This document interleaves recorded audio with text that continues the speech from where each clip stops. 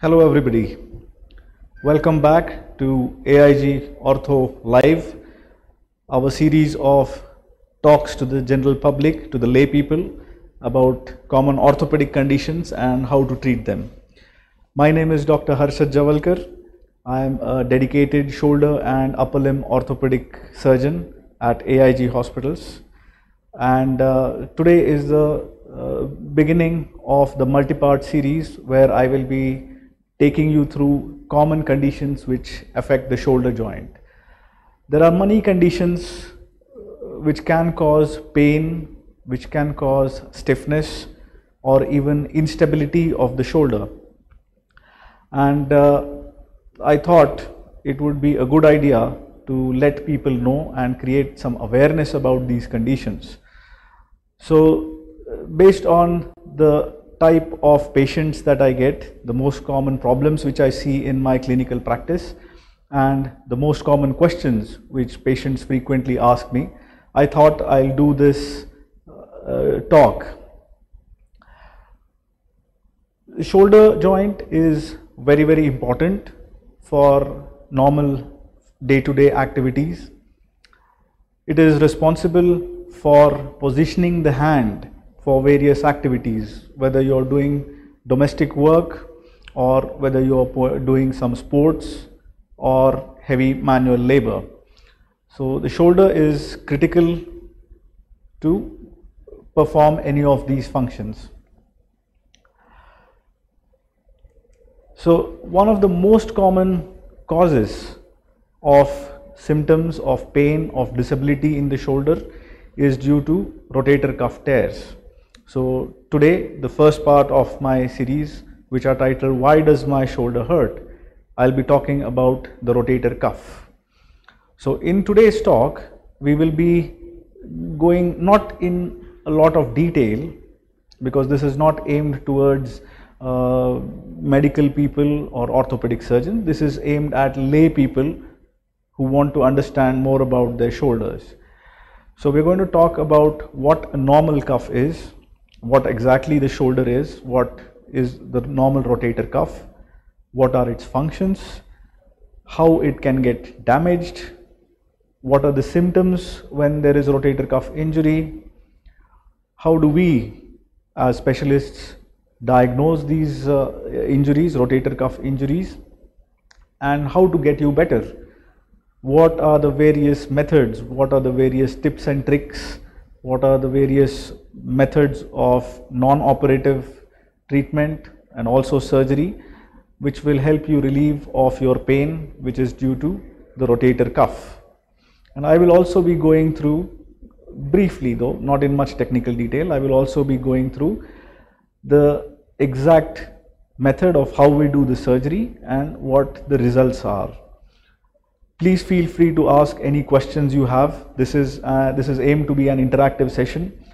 So please feel free to ask questions on our YouTube section or our Facebook Live section as well. I'll be happy to answer them. I aim to finish off my talk in about 30 minutes or so, maybe less, give or take. And the next half an hour, I plan to take audience questions if there are any. Hopefully there will be some. So let's begin our dive into the causes of shoulder pain, specifically the rotator cuff. To begin with, I think a basic understanding of what the normal shoulder is and what exactly the rotator cuff does is needed. I'm sure most of you are already aware that the shoulder joint is a ball and socket joint. So it has an arm bone. Let me show you. I have some props here for you. So if you're looking at my left shoulder, it has the arm bone, which is this one. It's called the humerus. And on top of the arm bone, there is a big ball. On the posterior aspect, behind the shoulder joint, there is a big shoulder blade, which is called the scapula, which contains the socket. There is also a collarbone, which is on the front of the shoulder joint. There is a joint which is an important part and sometimes can cause pain there, which is known as the acromioclavicular joint. So this is the second joint which is present in the shoulder. Coming back to the shoulder joint proper, or the ball and socket joint, the ball and the socket.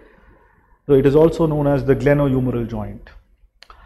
As you can see in the image on the screen, the ball is quite large and the socket which contains the ball is quite shallow and it does not cover the ball.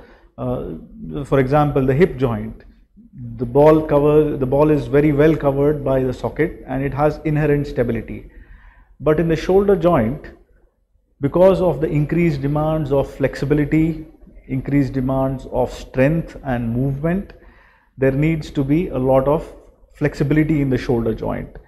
So it is a very shallow joint. It does not have any inbuilt stability due to the shape of its bones. So nature has provided us with a lot of soft tissue stabilizers to keep that big ball into the shallow socket. There is a group of muscles.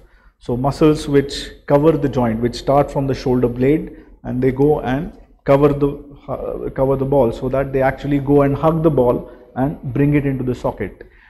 So there are 4 muscles. So one from the front, the subscapularis, one from the top, the supraspinatus, and 2 from the posterior aspect of the shoulder blade. These are the infraspinatus and the teres minor. So all these 4 muscles, they go and pull the ball of the shoulder joint into the socket. This is the main role of the rotator cuff. So these 4 muscles form the rotator cuff. The tendons, to be specific, are the ends of the muscle which get attached to the bones. So these are very, very tough, fibrous and flexible structures. Tendons, they have a lot of strength, but also they are flexible. So these tendons, they make sure that the ball of the shoulder joint is centered into the socket, not only when your arm is by the side of your chest, but also in all positions, when your hand is going forward, backward, on the side. So in all possible positions, the rotator cuff will keep the ball centered into the joint. In technical terms, we call this the force couple. So that means it balances the ball. So whatever force needs to be applied from the front is also applied from the back of the shoulder joint, and this couple of forces, it centers and balances, stabilizes the shoulder joint. Another important point to be noted here is that there is a space. So the top muscle, the supraspinatus muscle, it goes through a gap here which is known as the subacromial space. So this is the acromion. So it is a wing of bone. This part here is the wing of bone which is a part of the shoulder blade. So it is an important bone here which gives attachment to one of the most powerful muscles around the shoulder, the deltoid. But also the top muscle of the rotator cuff, the supraspinatus, it passes through this tight space. And if there is any pathology here, if there is any problem here, whether it is swelling, whether it is inflammation of the bursa, that means there is for lubrication for the rotator cuff to move, there is a thin bag of fluid there which is known as bursa. So if there is any swelling of the bursa, or if there is any problem with the space per se, if the space is narrowed because of some bony spurs or due to poor posture or poor ergonomics, then you have what is known as impingement. So that means this tendon, the top tendon, it gets pinched between these two bones. If you can imagine, if the shoulder is moving up, if you're trying to move your arm up from the side, the space automatically narrows. So if any problem is there in this subacromial space, it can have an effect on the underlying rotator cuff as well. Okay, so we'll move on to the next slide. Hope I have been able to understand, explain this topic to you. So this was about the basics of the rotator cuff. The next question: how is this rotator cuff injured? So broadly speaking, there are two mechanisms by which these rotator cuff tendons can get injured. The first one, which is more obvious, is due to a trauma. That means if you fall down on your hand, if you use your hand to break your fall, or if you fall to the side and land on the side of your shoulder. Accidents, motor vehicle accidents, especially motorcycle accidents, when motorcycle or bicycle accidents, when people tend to land on their sides. In these cases, rotator cuff tears are very common. So these are known as traumatic rotator cuff tears. So depends on the severity of trauma, there can be some associated injuries too. For example, there can be a break of the collarbone, or there can be a break of the joint between the collarbone and the acromion, the top of the shoulder. There can be a dislocation of the ball or socket joint, or there can be frank fractures of either the arm part, the ball part of the shoulder, or the scapula, the glenoid part, the socket part of the shoulder. So traumatic tears are very easy to diagnose. And the second most common mechanism of injury are degenerative tears. That means these tears occur due to wear and tear. So it's mostly a mechanical phenomenon. It is seen more commonly as age progresses. There is some component of blood, loss of blood supply to the cuff also, but it is mostly a mechanical phenomenon. If you look at the numbers, if you look at people who are around 60 years of age, around 30% of people do tend to have rotator cuff tears. Whether they are symptomatic or not, whether the rotator cuff tear actually causes problems or not is secondary. But in fact, at age 60, around 30% of normal population tend to have degenerative cuff tears. When you go to the age 70, when you look at cross section of people who are 70 and you get scans done to check for the rotator cuff, around 65, more than half of them have rotator cuff tears. So these are known as degenerative tears. So there is a difference not just between the mechanism of how these are caused, but also how they present. Traumatic rough rotator cuff tears, they tend to be more symptomatic. They tend to be more debilitating by means of pain and weakness of the shoulder. Whereas degenerative tears, it depends on a lot of factors, but sometimes they might be asymptomatic. That means the patient will not have any problems whatsoever with the shoulder despite having these tears. So because of these basic differences, the treatment also varies between the traumatic tears and the degenerative tears. I will get to this as we go along further in the talk. So along with these two basic type of tears, there are certain risk factors which predispose to the development of these tears. The most common one is repetitive stress. So like in trauma, when there is a single episode of injury which causes the tear, there are some conditions which cause micro trauma. So there is a repeated insult to the shoulder and the rotator cuff gradually fails. So it is not one episode, one single hit, but slowly over a period of time, there are multiple injuries.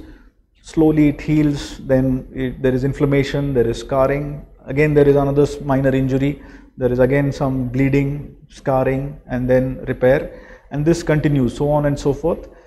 These can cause rotator cuff tears. These are especially common in athletes and sports person who have to use their hand for overhead activity. For example, all racket sports, when you are serving or smashing the shuttlecock or the tennis ball, there is a lot of strain on the shoulder. Similarly, in professions where there is a lot of overhead activity, for example, if you are a plumber or a carpenter or a painter, for example, so these movements, when you have to lift your hand overhead, your elbow above the level of your shoulder and repetitively work, can make you more prone for rotator cuff injuries. The second most common is aging and slightly reduced blood supply to the cuff. So this is one of the major causes of rotator cuff tears in the elderly. And occasionally, not occasionally, these are quite common. There is a bony spur. So like I elaborated in the previous slide. So there is a bone here, the acromion, which can develop a bony spur. That means there is a sharp edge of bones on the anterior aspect of the acromion, which tends to rub against the rotator cuff and its overlying bursa. So this can cause repeated injuries, this can cause repeated inflammation, and ultimately lead to a symptomatic rotator cuff injury. So broadly speaking, these are the two important things which you should remember: traumatic cuff tears and degenerative cuff tears. Going on to the next question, what are the different types of injuries? What are the different ways in which the rotator cuff can get injured? So based on the pathology, based on where you are, so it's a big spectrum. Rotator cuff injuries are a big spectrum. So in the initial stages, it can be as simple as just inflammation or swelling. So you can have just tendinitis of the rotator cuff.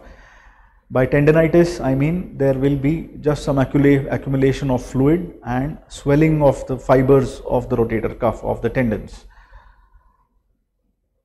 This is usually seen in subacromial impingement. That means when the space between the top of the arm bone, the humerus, and the wing of bone from the scapula, from the shoulder blade, if the space between this is reduced for any reason, it can cause subacromial impingement and it can cause pain in this part of the shoulder. So the first stage of this condition is tendinitis and bursitis. The second part, you have, as the condition worsens, if we do not treat these patients, if we do not catch the injury on time and then we allow it to progress, then the swelling of the tendon, it worsens and it develops into what is known as a partial tear. So the rotator cuff, it will develop partial tearing. It will not be a full thickness tear, but within the rotator cuff, within the substance of the tendons, there will be partial disruption of the fibers. It usually starts with fraying of the tendons. That means there will be partial loss of continuity of the rotator cuff, and these can cause a lot of symptoms. So a lot of patients come to me with such pain, and they in fact have partial rotator cuff tears.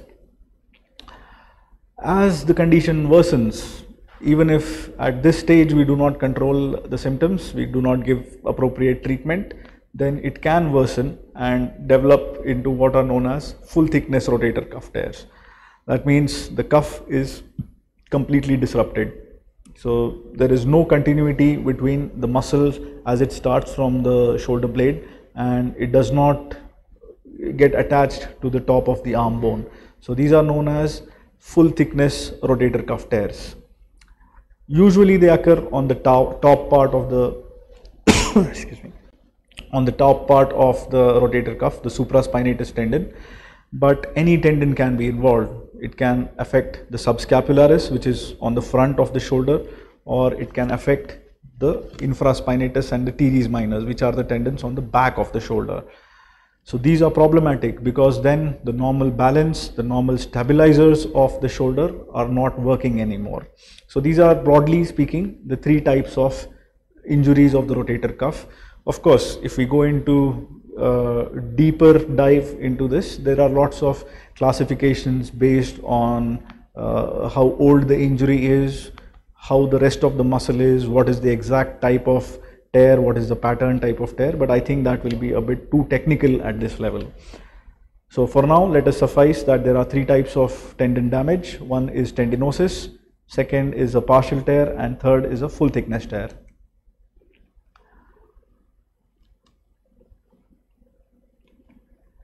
Okay, so the next question is, how will you know? How will you know that there is a problem with your shoulder? How will you know that there is a problem with the rotator cuff?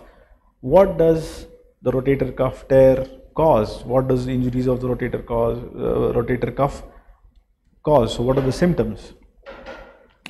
The most important symptom will be pain. pain around the shoulder.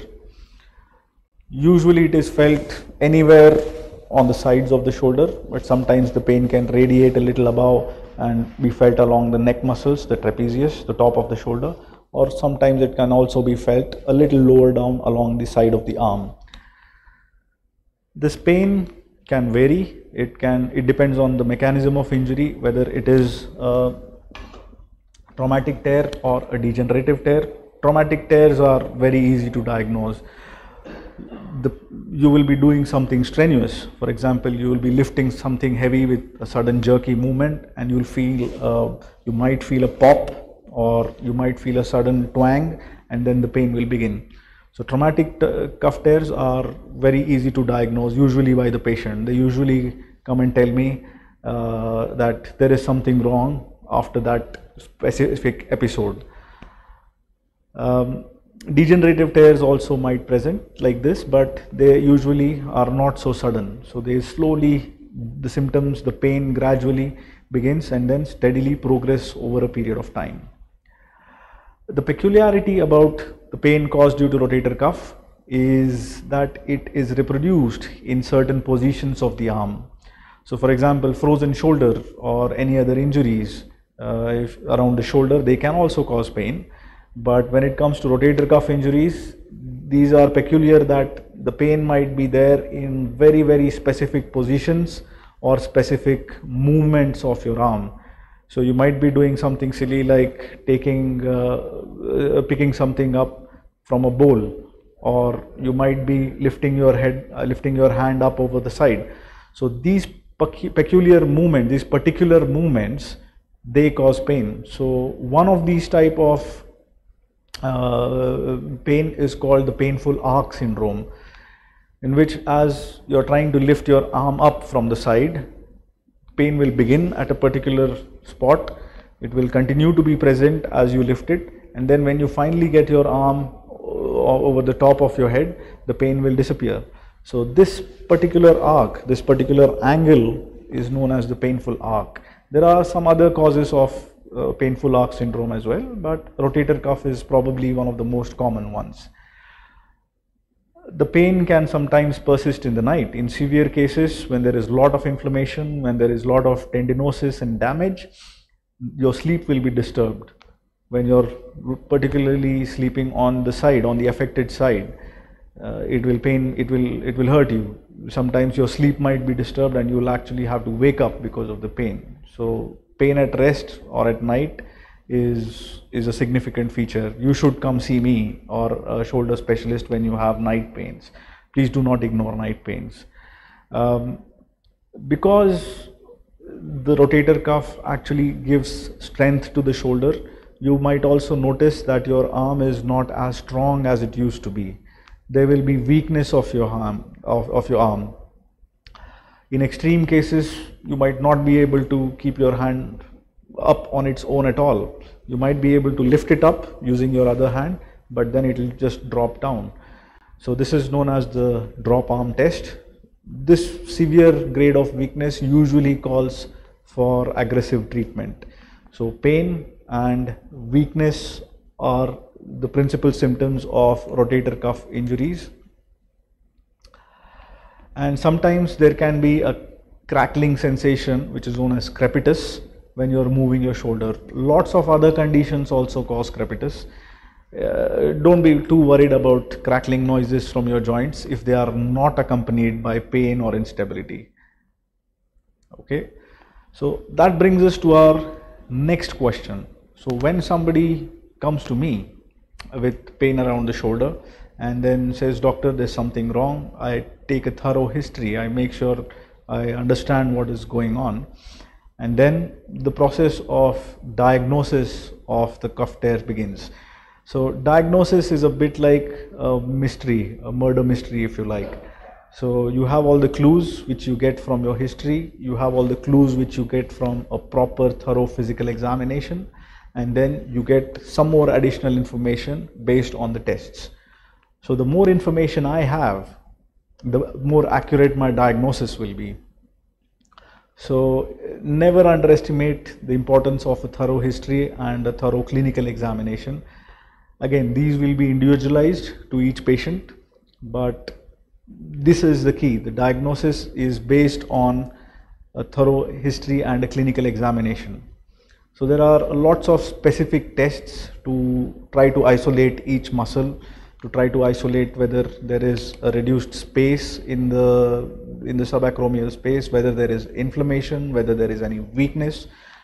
So overall, it's a pretty comprehensive clinical examination which will guide me towards further imaging. Usually a basic X-ray is asked for. X-rays are just shadows of bones, so they will not show up the rotator cuff, but it is important because it will rule out a lot of other problems. It will rule out the presence of arthritis within the joints. It will rule out fractures or dislocations. So it is very, very critical. Most of the times in an isolated rotator cuff tear, the X-ray will be normal, which is good. I tell my patients that I'll be surprised if we find something on the X-ray. Usually it will be normal.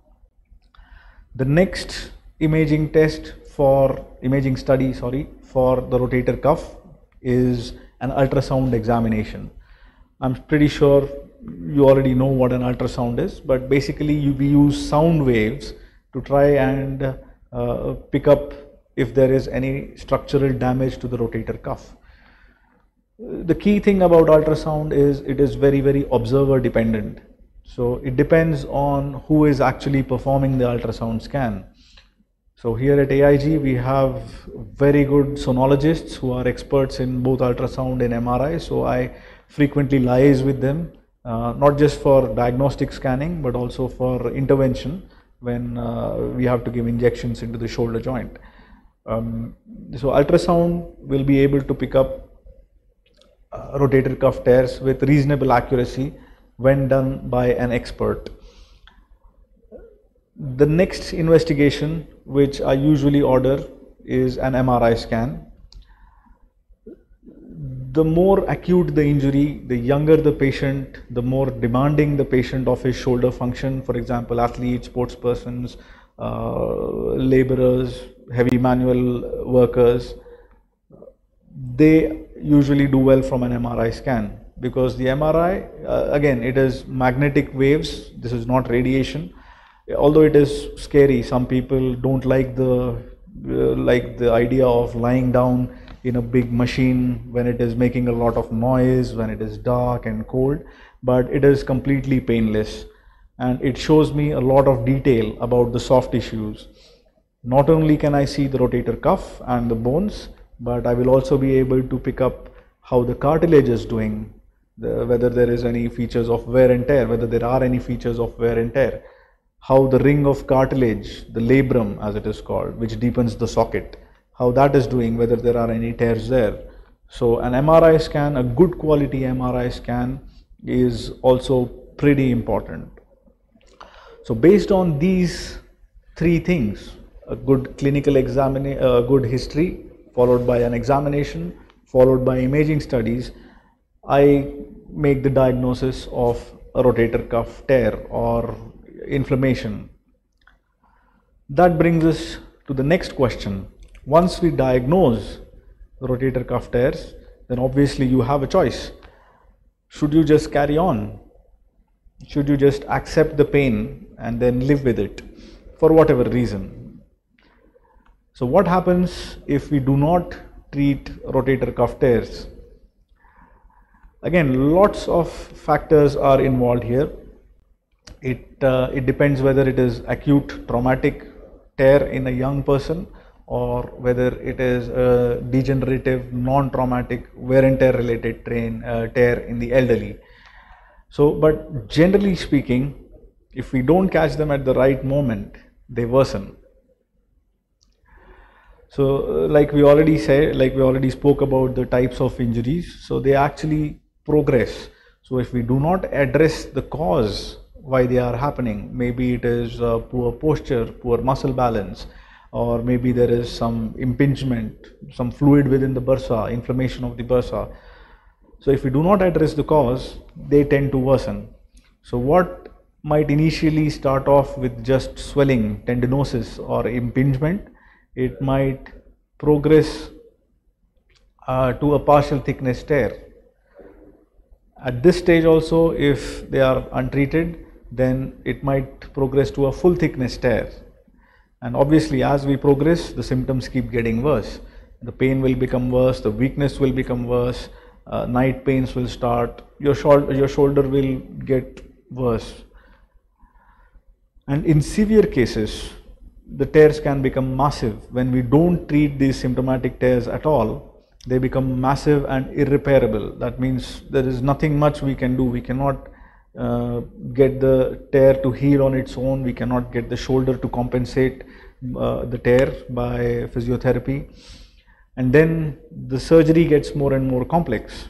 So instead of repairing the tear, we might have to patch it up with an augment. Maybe we'll have to take some fascia from other places of your body, or artificial synthetic substances we need to patch onto the on the rotator cuff, or we might just have to clean up the joint and then leave it as it is. The final stage, the last stage, when the rotator cuff is not treated at all, can cause arthritis of the shoulder. So because the shoulder joint, the ball is not centered in the socket when you are using it, it tends to move up the deltoid muscle, the top part of the shoulder. So it's a very powerful muscle which will gradually pull up your arm bone to the top, and this condition is known as cuff tear arthritis. So in this condition, it is usually seen in the elderly, and if it is causing problems, then we do not have any other option but to go for a joint replacement.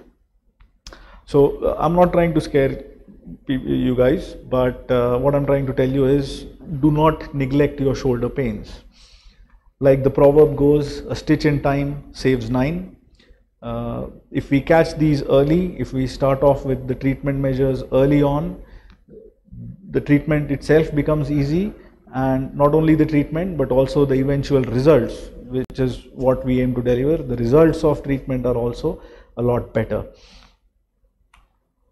So the next question is, how do we treat the rotator cuff injuries? The important thing to remember is that we have scientific guidelines, we have proper protocols, we know the natural history, we know how to treat these, but the important thing is the treatment is centered around you.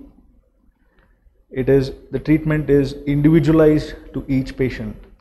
So not only is the mechanism of the injury important, whether it is traumatic or whether it is degenerative, but also the patient. So it depends what the patient occupation is, whether it is the dominant hand or the non-dominant hand. Is he a sports person? Is he an active fitness freak? Is he a tennis player? Does he play badminton on the weekends? How is his overall general condition? So all these factors play an important role in the treatment. So the treatment is individualized to each patient. One size does not fit all. It definitely does not fit all. So the general principles are that we start off with non-operative intervention. Usually, again, if it is an acute injury in the young, then the treatment is more aggressive in terms of surgery, but we usually start off with non-operative interventions. So that will mean rest to the shoulder, avoid anything that hurts for a few days. Along with that, you'll have to do modification of your lifestyle. So simple tricks like putting the arm, so when you're wearing t-shirts or when you're wearing shirts, the affected arm is worn first and it comes out last. So when you're putting a shirt on, if you're using your right hand, put in your right hand first into the sleeve and then the left hand next. When you're taking it off, take your left hand off first and then your right hand. So these sort of modifications, avoiding anything that causes pain, are the basic treatment which anybody should start. Following that, there is usually a temporary course of medication, simple medication like paracetamol or aceclofenac. These are called non-steroidal anti-inflammatory drugs. So they not only reduce the pain, but they also reduce the inflammation that is associated with the pain, and therefore they reduce the pain. Of course, please consult your doctor before you take these medications, because not everybody can take these. They have a lot of side effects. Probably the most important component of non-surgical treatment is physiotherapy, or physical therapy as it is known in the US. So physiotherapists are again specialists in their own right. They are trained to assess your muscle function, your scapular rhythm, the power, strength of each of the muscles, whether they are lax, whether they are contracted, whether your posture is correct. So all these things are taken care of by physiotherapy. Broadly speaking, we have an initial period of flexibility improvement. So initially the movement of your shoulder will be improved. Once that is achieved, then the strength will be improved. So physiotherapy is a specialty in its own right, and which is key. So orthopedics, especially shoulder surgery, is heavily dependent on physiotherapist. So having a good physiotherapist who is trained in shoulder, maybe sports injuries, will help you a long way. So if physiotherapy does not help, if you are still not happy after doing physiotherapy for a few weeks, and you come back to me saying that there is still tear, and again it depends, treatment is individualized, so I might offer you an injection into the shoulder. So this will usually be an injection of local steroid and local anesthetic. So this is a very, very tiny dose of steroid. It will not usually have any systemic effects. It will not cause any effects on the rest of the body, but it will reduce the inflammation in and around the shoulder. So these injections can be tried in the elderly, especially in degenerative tears. So these injections are given by specialists, by orthopedic surgeons, by shoulder surgeons, and these are not substitute for physiotherapy. Your physiotherapy needs to be continued. Once this pain is taken care of by the injection, you need to continue your physiotherapy. An important point about the injections are that they do not heal anything. The injection does not repair the tear. It will not help the tear get better. All it does is that it temporarily relieves the pain and the inflammation, which will help you do your physiotherapy much faster. If all these measures fail, then we have to go for surgical treatment. This is the part where I actually come in. So there are different ways to do it. Orthopedic surgeons, they are trained differently. There can be open surgeries. That means there will be a cut on the front of your shoulder, front or side of your shoulder, and then directly under vision, surgeons will repair your tear. And the latest thing nowadays is arthroscopy. Arthro means joint and scopy means to look in. So this is Greek. So arthroscopy or keyhole surgery is what is being practiced nowadays by the majority of surgeons all over the world. So in this surgery, there are certain advantages, like the cuts are tiny. There will be hardly less than a centimeter cuts around your shoulder through which I will be doing the surgery. I will talk about more about arthroscopic surgery subsequently in the talk. So surgery is also important. It is especially important in the young individual, active individual, and who has a significant trauma which has caused the tear. Of course, even in degenerative symptomatic tears we operate, but I have a higher threshold for skipping the injections and the physiotherapy in acute traumatic tears because the results are better.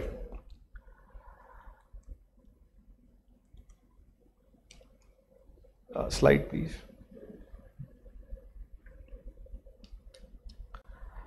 So of all these measures, I'd like to add another caveat that you should speak to your specialist shoulder surgeon before deciding on what is the best treatment for you.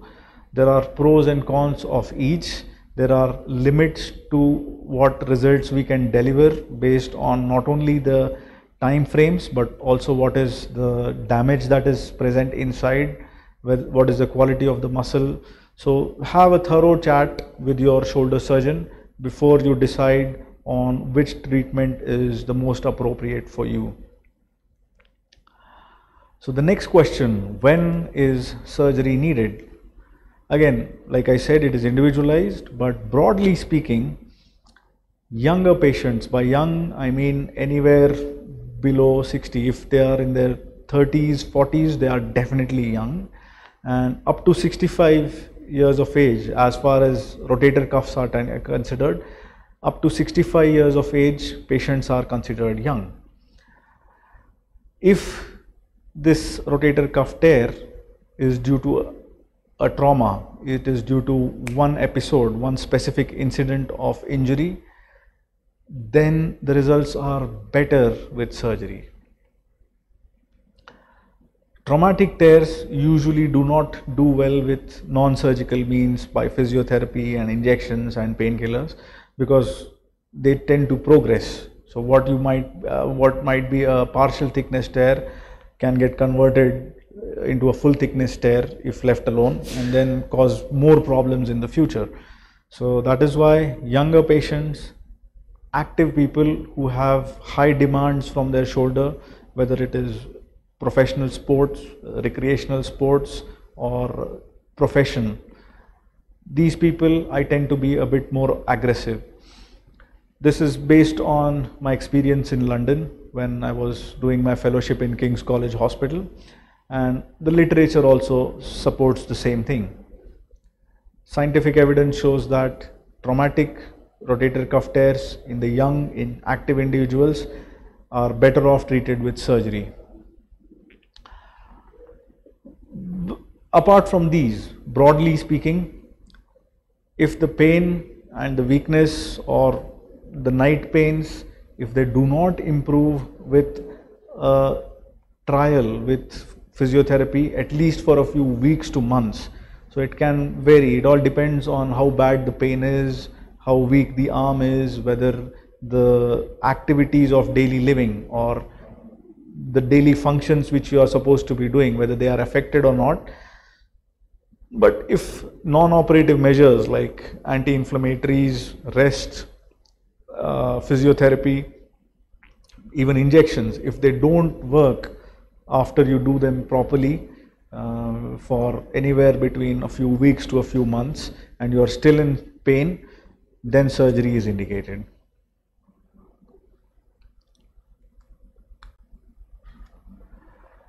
So how is the surgery done? So it is a proper surgery. So here at AIG we are focused on safety. So it needs anesthesia. So you will be admitted after getting your general checkup done. It is known as pre-anesthetic checkup.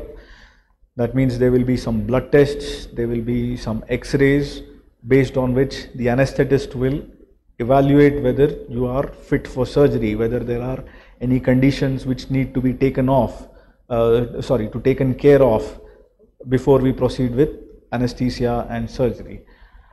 Once the pre-anesthetic check is done, then you will be taken up into the operation theatre and then you will be anesthetized.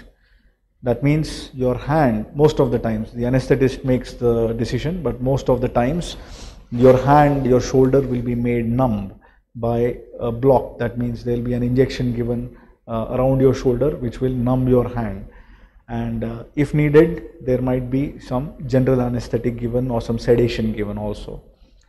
Once you are completely pain free, once you are completely anesthetized, then I begin my work. So I do these majority of these by the surgeries for the rotator cuff tears by arthroscopy. That means through keyhole surgery. So in this surgery, tiny cuts are made around your shoulder, less than a centimeter long, 1, 2, 3 or 4, depends on how much work I have to do. And through these tiny cuts, I'll be giving, I'll be introducing a camera inside your shoulder joint. So the camera and other instruments, they are not bigger than this pen. So pen-sized instruments will be inserted into your shoulder joint.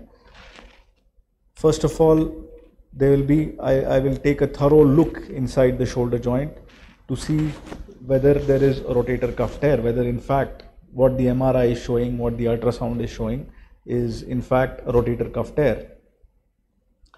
I will also assess the other parts of the shoulder joint. There are lots of things that can go wrong in the shoulder, and all of them have to be meticulously inspected and visualized. So the 4 tendons of the rotator cuff, the ligaments of the shoulder, the joint, the cartilage of the joint, the ball and the socket joint, the ring of cartilage which deepens the socket, which is known as the labrum. There's the biceps tendon, which is frequently a cause of pain around the shoulder, and the subacromial space, the space above the shoulder. So all these things will be meticulously checked, and once we are sure what we are dealing with, once it is absolutely clear what we are dealing with, then the repair begins. So the advantage of arthroscopy is, through tiny cuts, without causing much damage to the structures, to the surrounding structures, I can repair whatever needs to be done. So whether it is just the rotator cuff, whether it is the reduced space on the top, whether there is damage to the labrum, whether the biceps is at fault. So all these things can also be repaired at the same time. So this is one of the key things, key advantages of using arthroscopic surgery. Open surgery or mini open surgery, that means you open it through a small cut, does not offer this advantage. You cannot be, usually we cannot see the rest of the structures in such accurate detail when you open the joint.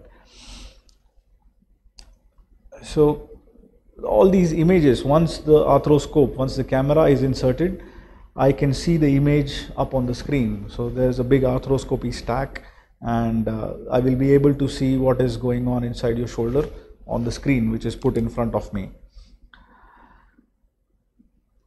Then once I come to the rotator cuff per se, I will look at the extent of the damage, how big the tear is, what is the pattern of the tear.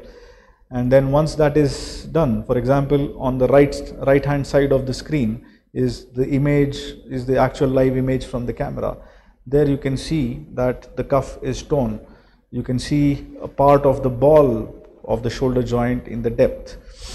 And once this is cleared off, once the edges are trimmed, once the bone is made healthy, then we use special anchors, special stitches known as bone anchors. So one end of the anchor goes into the bone, and it has free threads through which I can stitch the rotator tendon up and get it back to where it originally was, where it was meant to be. So the second image on the bottom right, it shows the repair after I have completed my work with the tear. So what was a full thickness tear on top has now been repaired. And at the same time, after this repair, then I will also check whether the space on top, the subacromial space, is intact or not.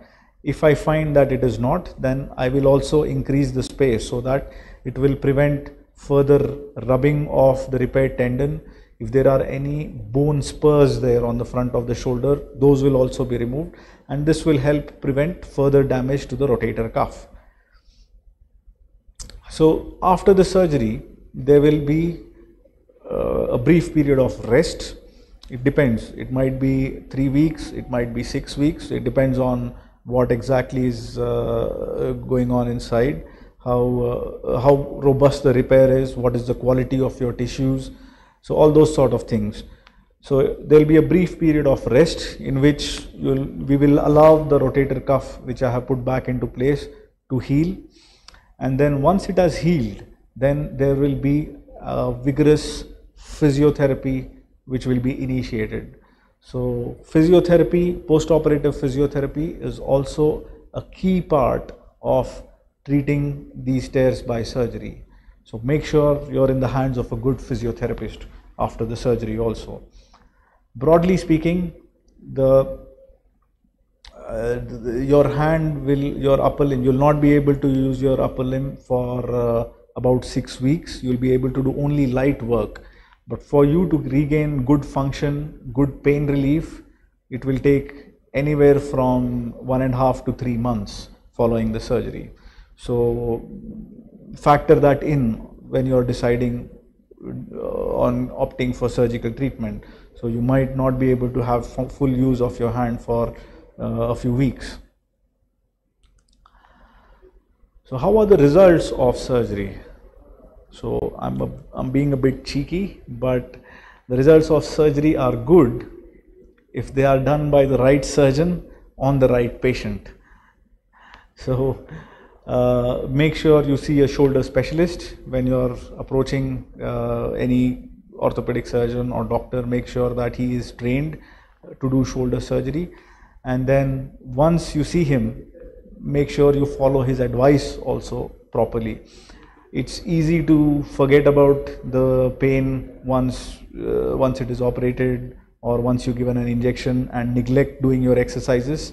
So all these things matter. So the right surgeon and the right patient, when he's operated at the right time, gives good results. Majority of my patients, they do well.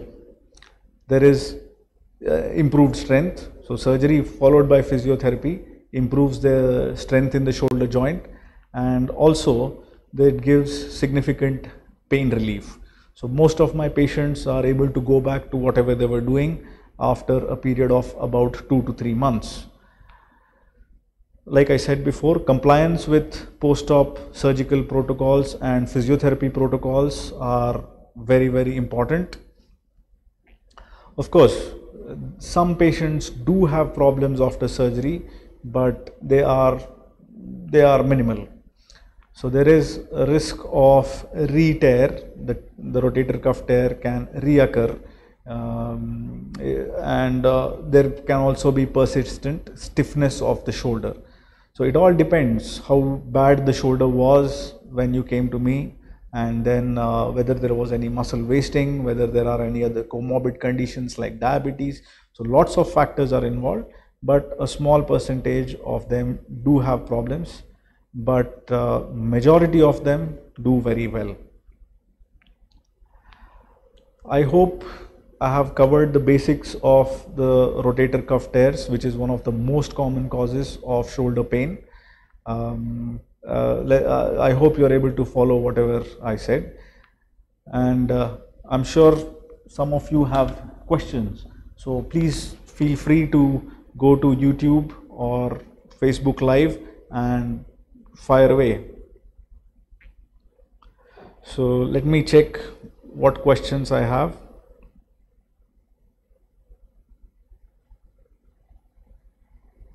Oh, so one of our viewers has asked, so what is the therapy for costoclavicular ligament injury?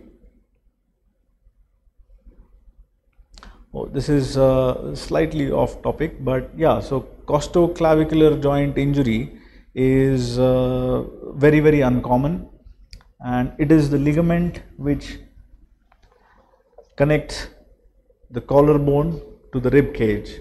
So this injury is very uncommon. It is not usually seen, and it is usually treated by physiotherapy by non-surgical means. Dr. Kishore, who is a physiotherapist, has asked the next question. Why a rotator cuff is more important in shoulder joint, sir? Hello, Kishore. The rotator cuff, like I said, is probably one of the most important structures, one of the most important soft tissue structures of the shoulder joint. It not only gives it stability, but it also gives it strength and flexibility. So the rotator cuff muscles, they hug the ball from all sides. So they start from the shoulder blade, they start from the socket, and then they hug the ball from the front, the back and the top, and they pull the ball of the shoulder joint into the socket. And this function they provide in all positions of the shoulder.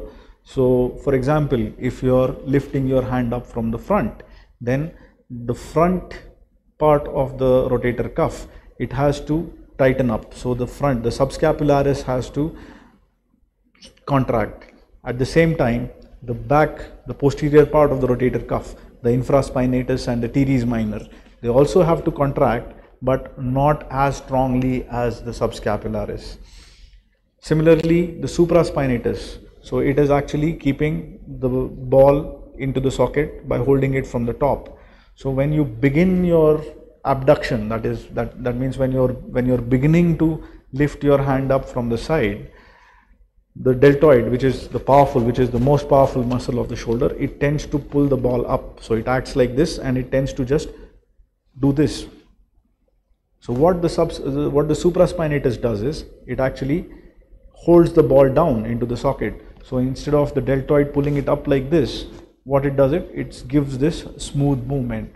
So the rotator cuff is important for giving strength and stability to the shoulder joint in all positions of the arm. I hope that answers your question, Kishore. It's a very important question. So our next question is from Mr. Sham. Hello Sham. How can we stop our shoulders from hurting when we play badminton daily? Okay. Right, Sham. So this is a very interesting question, very important question. We had a session about this 2 weeks ago, about return to sports after the lockdown. But let me reinforce the concepts again. Whenever you start playing badminton, make sure you have the correct technique, you have the correct gear. For example, if you have a niggling pain, if you have weak wrists or weak elbows, make sure you wear the correct braces and supports. You use the right racket and you use the right grip. So make sure your technique and form is also correct. You should be wearing right shoes, because it's all connected. Shoes can cause lower limb problems, but also can cause back problems, and back problems can affect the way your shoulder is stabilized. So wear the right gear. Before you actually start playing, make sure you have a warm-up session. So warm-up should include not only just light jogging, but also you should have proper stretching. So if you go into the depth, there are different types of stretching. You have dynamic stretching and you have static stretching. So dynamic stretching is when you move your limbs, you move your hands, you move your legs, you move your feet. So before the workout, go for warm-up, which includes light jog, cardio. It includes stretching so that your muscles and ligaments, they stretch out. So make sure you stretch out all the muscles surrounding your shoulder. So the back muscles, the front muscles, the side muscles. So all these muscles need to be stretched before the game. After the game, you should also do stretching. This should be ideally static stretching. That means you don't move it, but you hold the stretch. For example, this is one way to stretch the side of your shoulder muscles. So you stretch this and hold the stretch for about 5 deep breaths. This is what I do. But again, if your pain is not settling down with all these general measures, then you should take some time off from your badminton and give it some rest. self-care is important. You might take some over-the-counter painkillers for a few days, but if you are not getting better, then you should see a specialist. You should come and see me or a shoulder surgeon close to you. Hope that answers your question, Sham.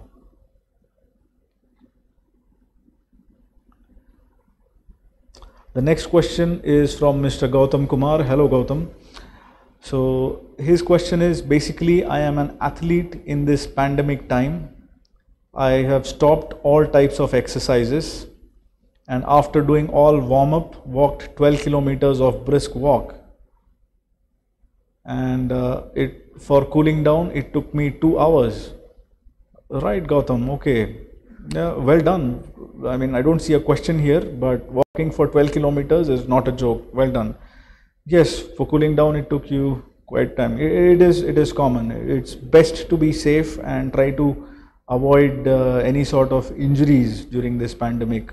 I'm sure you haven't mentioned what type of athlete you are, but I'm sure your stadium or your facility is not open just yet. So be patient, be calm, make sure you don't jump into anything which your body is not ready to handle.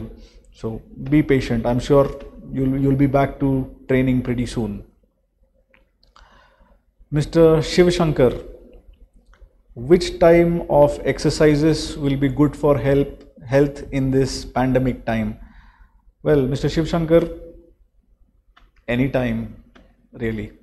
So ideally they say that morning time, early in the morning is the best time, because your stomach is empty. You can begin with having a light snack or a cup of milk, but after a warm-up, early in the mornings, the air is fresh, that sort of thing.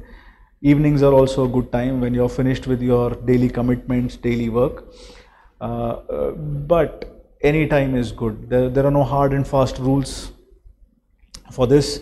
I mean, nowadays I'm happy to see that even in India, in the middle of the night, in the middle of the day, afternoons, I can see people running, people cycling in the cities. So this is very, very common in London, and I'm sure elsewhere in the world also. So any time to exercise is a good time. Don't get hung up on the time. Mr. P. Vidyasagar has asked another question. Doctor, I have knee joint pain, as I met with an accident long back, around a year ago. Still it gives pain.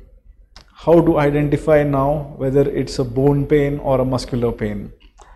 Right, Mr. Vidyasagar, so come and see us. Come and see either myself or Dr. Srinivas Tati. So we are the orthopedic team here at AIG Hospitals. We'll need to assess you. We'll need a lot more information from you regarding the details of the accident, how you were treated, what other symptoms you have, whether you're able to walk, run, whether there is any instability, whether there is locking. Usually it is not as simple as answering whether it is from the bone or a muscle. There are lots of other structures around the knee joint which can be involved, can be damaged. Specifically, these can be ligaments of the knee joint. Ligaments are tight bands of fibrous tissue which hold the bones together. There is also cartilage of the knee joint which can get damaged. Cartilage is the smooth lining of the joint which helps in movement. There can be damage to the meniscus. So there are discs of fibrocartilaginous tissue which help cushion the knee joint. So these are cushions within the knee joint which also are commonly damaged within the knee joint. And of course you have damage to the muscles, and you have fractures, which is nothing but damage to the bones. So unfortunately I will not be able to give you an accurate idea based on the information which you have given. Please come and see me at AIG Hospital. Okay, Mr. Abdul Aziz Ur Rahman is suffering with back pain.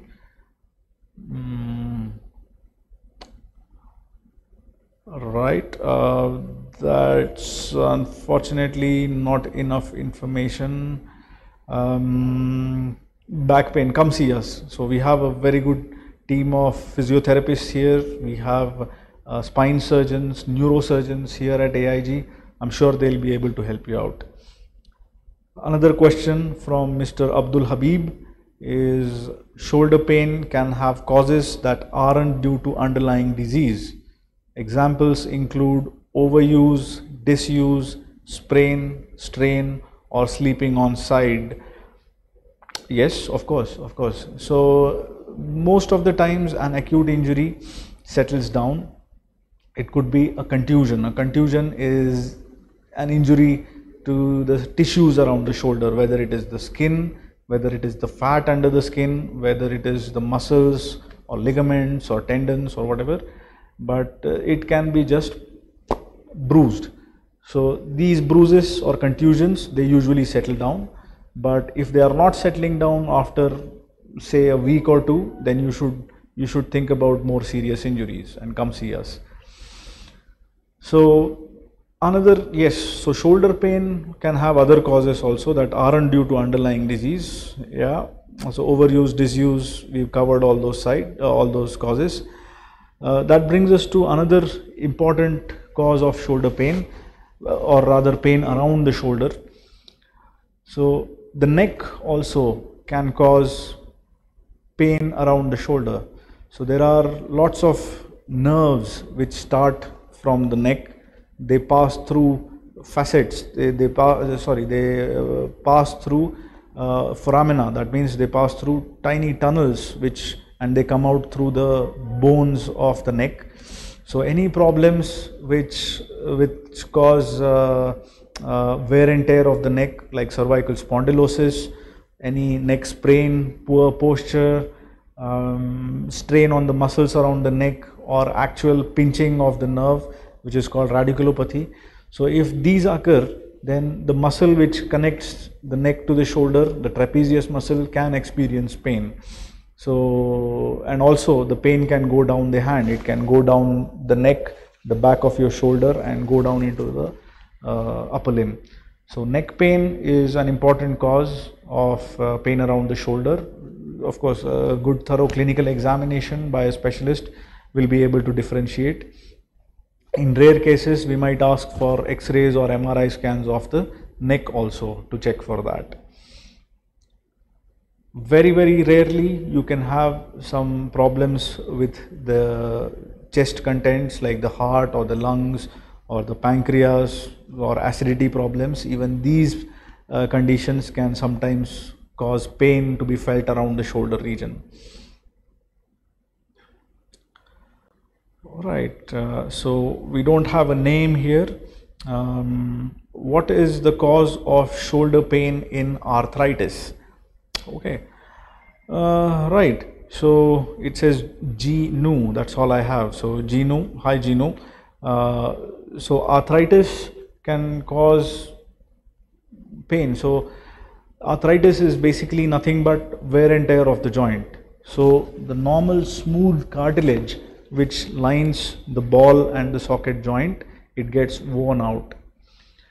So because of that, there is an inflammatory reaction in the bone. It can also cause mechanical pain when the cartilage is gone and there is bare bone rubbing on bare bone.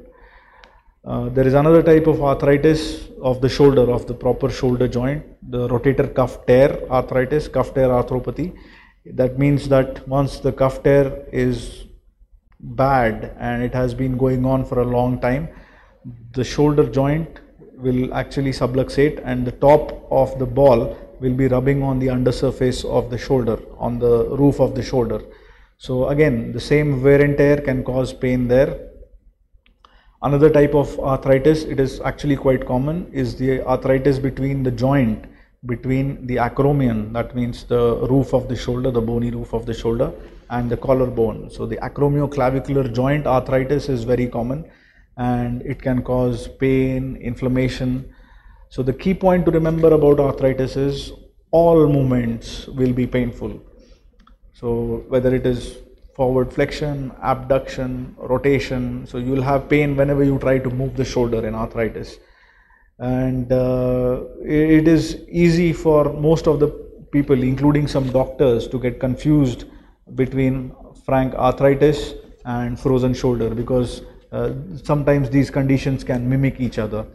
So yes, arthritis has many reasons of pain, but the most important thing is there is loss of cartilage. And in the early stages of arthritis, we can control it by non-surgical means, maybe some injections. But unfortunately, once severe arthritis sets in, there is no other option but to go for joint replacement.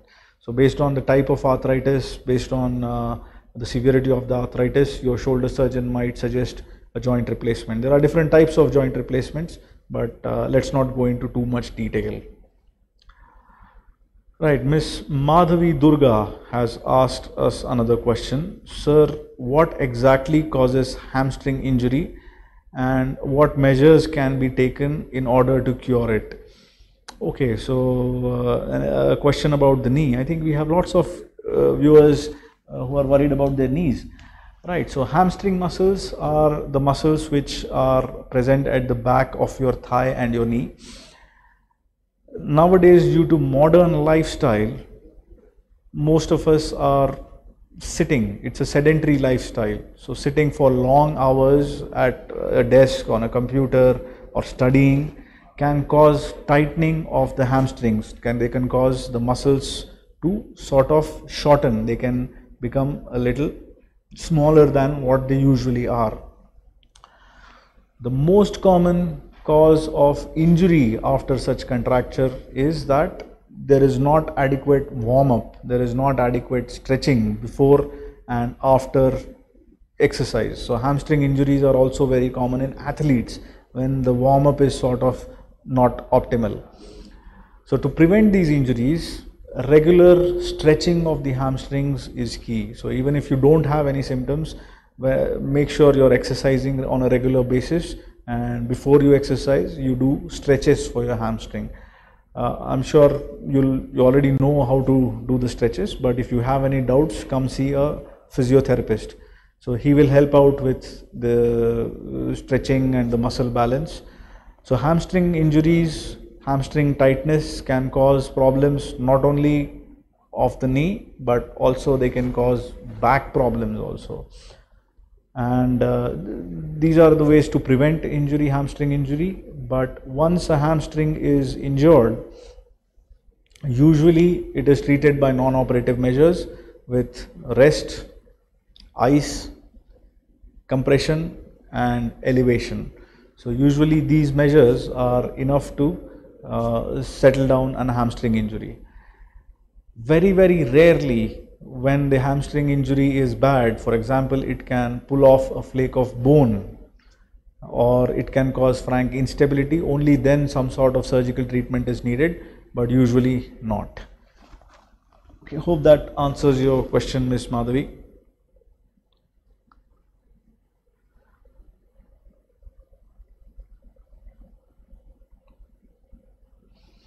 Right, okay. So Mr. Srikanth has asked a question. He's also written a comment, very well explained, he says. Thank you. As a senior citizen, I am interested to know how can I prevent degeneration injury to my shoulder. That's an interesting question. Degeneration is age-related wear and tear. So unfortunately, there is not much you can do to prevent degeneration.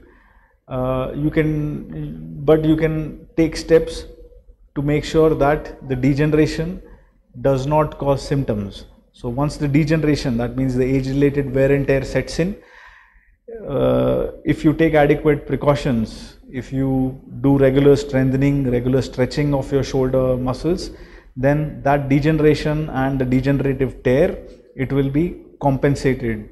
So that means your shoulder will adapt to it and the surrounding muscles, they will function well, and then you might not have any pain or weakness of your shoulder despite the degeneration. So good stretching, good strengthening, flexibility of your shoulder, and physiotherapy if you have mild symptoms will take care of the degenerative changes around your shoulder. Mr. Ravi Verma, oh sorry, sent from Mr. Ravi Verma's phone. I am Veena Verma. Hello, Miss Veena. I have pain while lifting my right arm in joint muscle. I have been doing physiotherapy, still the pain exists. What do you suggest? All right, Miss Veena, come see me. So, good physiotherapy, if it does not get rid of your pain, then we need to check deeper. We need to, I need to clinically assess you. I need to take a proper history, and after that, I might need some imaging studies like an X-ray and the MRI, which we discussed, to find out what the cause is. Once we find a cause, the treatment becomes easy. So it might be just something as simple as adjusting your physiotherapy regime so that some particular weak muscle is strengthened, or it might be you might need some intervention also. So we need to find the cause first. So come see me. Miss Sudipti has asked the next question. Hello Sudipti. Sir, what can be the fastest way in order to heal a frozen shoulder? Oh, okay. We will be covering this frozen shoulder topic in our subsequent talks. But yeah, so frozen shoulder is also very common cause of shoulder pain. So the good news, Sudipti, about frozen shoulder is that in the majority of the patients, it is self-limiting. That means it heals on its own. But the healing time can vary. Literature suggests that the time to recover for the time taken for frozen shoulder to recover on its own can vary from anything from 6 months to 4 years. So that's a long period of variability if we do not treat frozen shoulder. If you are the few lucky ones, you might get better in the first few months, but left for a long time, frozen shoulder can cause significant pain around your shoulder, especially if you are sleeping on the affected side. It might restrict the movements of your shoulder. It can cause stiffness. Simple acts like washing your face, combing and drying your hair can be tricky.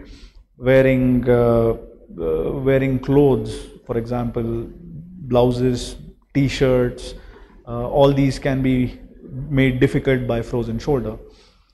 So the treatment for frozen shoulder begins with non-operative measures, which include temporary period of painkillers along with rest and activity modification. And you have to start off physiotherapy also. Most of the times this does the trick, but if you're still not getting better, if you're still not happy after a few weeks of physiotherapy, then an injection of steroid can be done into your shoulder. So here at AIG, we do what is known as ultrasound guided hydrodistension or injection. So with the help of an ultrasound, we check what the shoulder joint is doing, whether the rotator cuff is intact or not, and the needle of the injection is placed accurately into the shoulder joint. So all the pathology of the frozen shoulder is within the joint. It is not outside the joint, but it is within the joint. The joint covering is inflamed and it is painful. So inside the joint, we inject a small dose of steroid and local anesthetic, and if needed, when we are doing hydrodistension, we try to blow up the joint capsule. We try to inflate it like we inflate a balloon with some saline also. So there are different ways to give the injection. Ultrasound gives us the added benefit of accuracy. So ultrasound guided or non-ultrasound guided steroid injections are also very helpful. They help settle down the pain and the inflammation, after which you will be able to concentrate more on the physiotherapy. And some unfortunate patients, they have such severe scarring, such severe adhesions, that means the joint covering, it's tightly stuck down onto the shoulder, that none of these measures work. They are still acutely painful, there is hardly any movement of the shoulder, and they just cannot function with their daily life. So these patients, they need surgery. So again, it's arthroscopic surgery.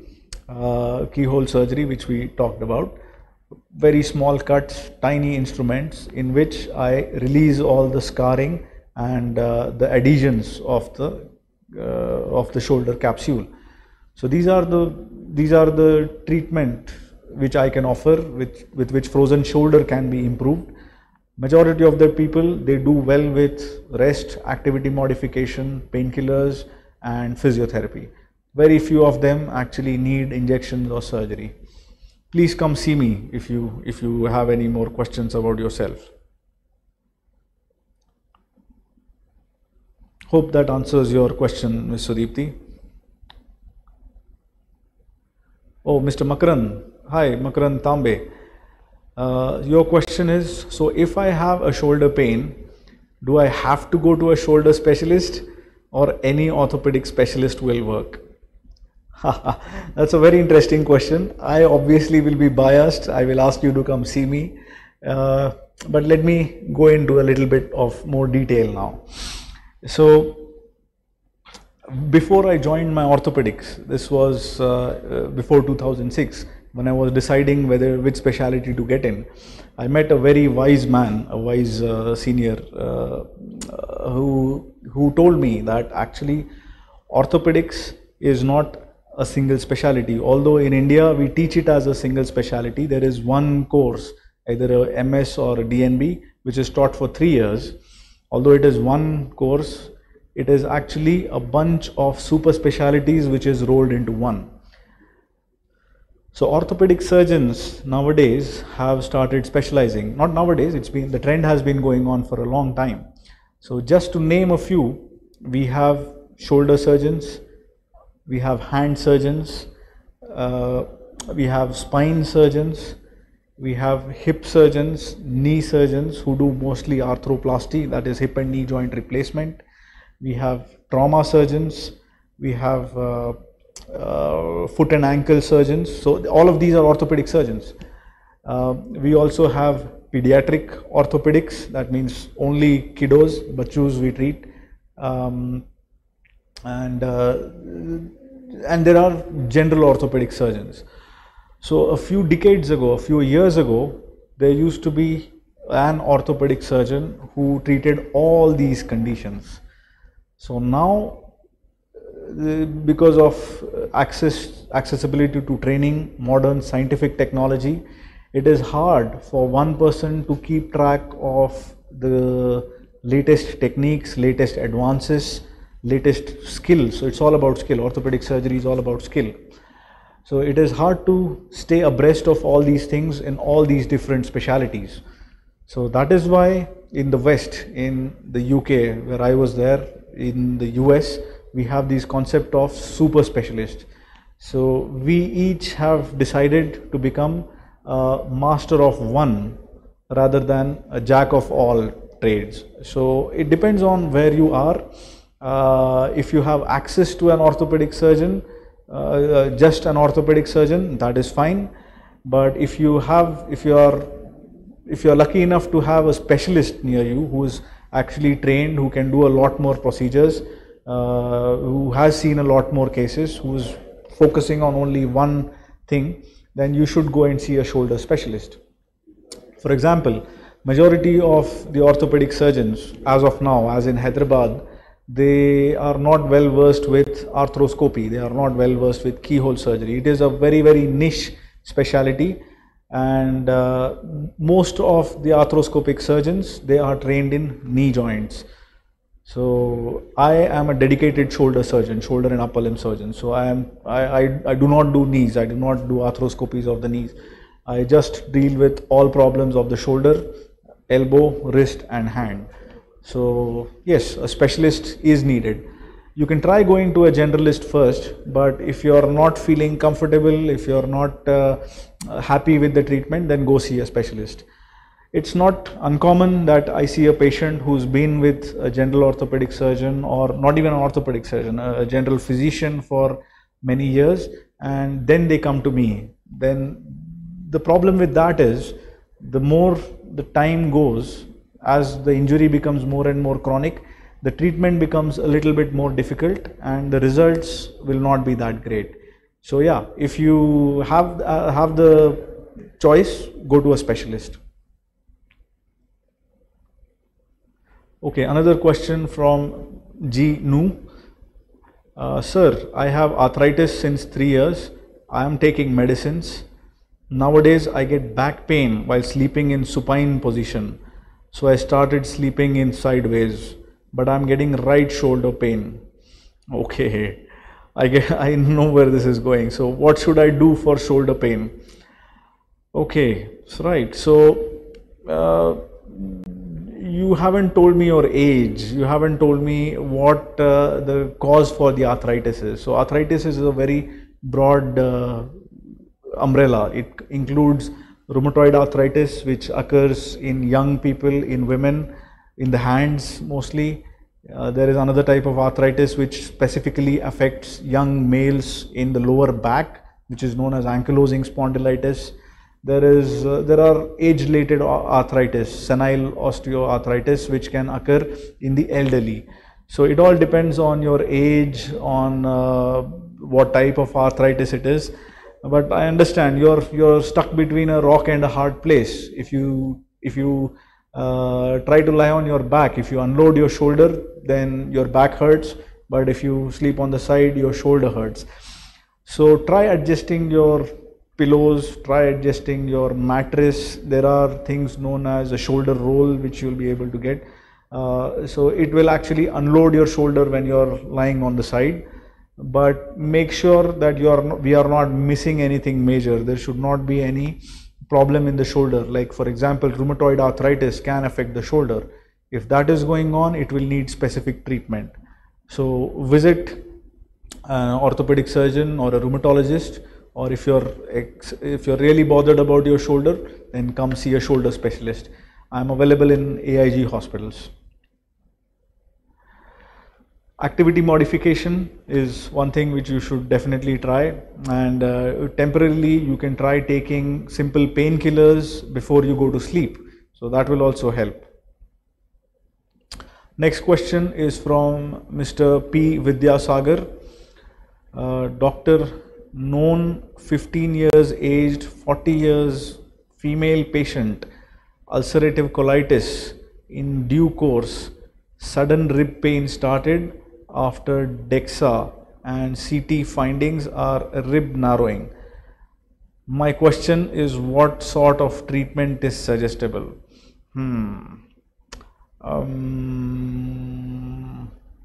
15 years, 40 years, rib pain. Unfortunately, rib pain is not covered under orthopedics. I mean, we usually rule out underlying causes of rib pain. There are lungs, there's the heart which is there present below the rib cage. There are conditions like vitamin C deficiency, which can cause, and vitamin D deficiency, which can cause pain and swelling of the joints of the rib cage, the costochondral joints, these are called. And unfortunately, ulcerative colitis is associated with reactive arthritis. So that means in 15 years or 40 years old patients, there can be swelling of the joints. So I think you should see a good physician to have a look at all these conditions, and then he will also suggest you appropriate medical treatment for that. Plus, usually rib pain is due to poor posture. If you tend to slump down, if you tend to slouch, then because of crowding, because of the mechanical pressure, the ribs tend to come together, they tend to bunch up and cause pain also. So improving your posture, strengthening your core muscles, strengthening your back muscles, they will also go a long way in addressing your rib pain. All right, hope this helps. All right, next we have Mr. Wagre, Mr. Anshul Wagre. I have a frequent shoulder pain and there doesn't seem to be any kind of pattern or activity that triggered it. However, it keeps on happening on a regular basis. I know you Anshul Wagre. So yeah, come see me. I'm just kidding. So again, so the trick is to try to identify, you said you're not able to identify any particular activity or posture which causes the shoulder pain. You can start off with general measures like correcting your posture. So usually what happens is many of us have sedentary lifestyles. So because of that, whatever we do, whether it is reading a book, watching a phone, typing, laptop, driving, our shoulders tend to come forward. So because of that, there can be a loss of muscle balance. The muscles on the back of the shoulder girdle, they tend to be a bit weaker. The muscles which stabilize the scapula, the shoulder blade to the rib cage, they tend to become weaker with time. So try exercises, see a physiotherapist, try exercises to strengthen these muscles around your shoulder girdle, improve your posture, make sure you're using proper ergonomics. That means if you're sitting at a desk on a computer for a long time, take frequent breaks every half an hour, 45 minutes. Don't sit at a stretch for hours and hours together. Every half an hour, maybe you can get up and then have a glass of water or walk around. So these sort of things, these sort of general measures go a long way in relieving stress in your muscles and improving your shoulder pain. But if it is persisting, if it is causing pain, if it is causing either weakness or stiffness of your shoulder, you should seek medical attention. It could be something as simple as getting some blood tests and improving your muscle tone with physiotherapy, or we might need to assess it with clinical examination and some tests to find out what exactly is causing the pain. All right, Anshul, take care. Well, I think that brings us to the end of this session. I am pleasantly surprised by, can I have the slide please? The last slide please. Yeah, so I'm pleasantly surprised that the audience participation was good. I thoroughly enjoyed it, and stay tuned to AIG Live Orthopedics Public Health Talks. We aim to make this a regular feature. So one of us will be talking about common orthopedic problems every Saturday at 12 o'clock, from 12 o'clock to 1 p.m. And next week, I think my colleague Dr. Srinivas Tati will be talking about, I don't know what the topic is, but I will be continuing with the shoulder series. I will be talking about recurrent shoulder dislocations the next Saturday, which is on the 4th of July. So please join me then. Thank you so much. I hope you enjoyed this session as much as I did. Stay safe. Bye.